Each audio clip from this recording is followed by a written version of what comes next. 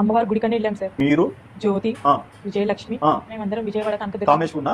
అవును sir. Okay, మీరు జ్యోతి, విజయలక్ష్మి, కామేష్ నలుగురు గుడికి వెళ్ళారు. ఏమైంది గుడిలో? ఈ జ్యోతి అనే అమ్మాయి కామేష్ 2 years నుంచి లవ్ చేసుకుంటున్నారని చెప్పారు సార్. ఆ, వాళ్ళు మ్యారేజ్ చేసుకుంటారు టెంపుల్లో అని అనుకుని అవన్నీ పూల దండలు అవన్నీ కొనుక్కోవడం జరిగింది సార్. ఆ, నేను జస్ట్ టెంపుల్ కనే వెళ్ళాను సార్ కట్టుబట్టలతోటి. ఆ, తీసుకున్న డ్రెస్ మా హస్బెండ్ ఇచ్చారు మా అందరికి అమౌంట్. ఆ.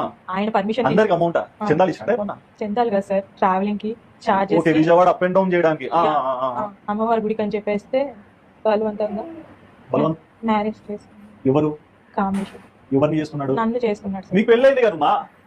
మళ్ళీ చేసుకున్నాడు సార్.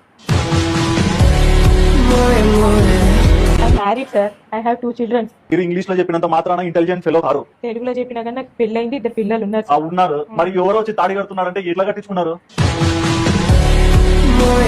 రమజ్యోతి 2.0.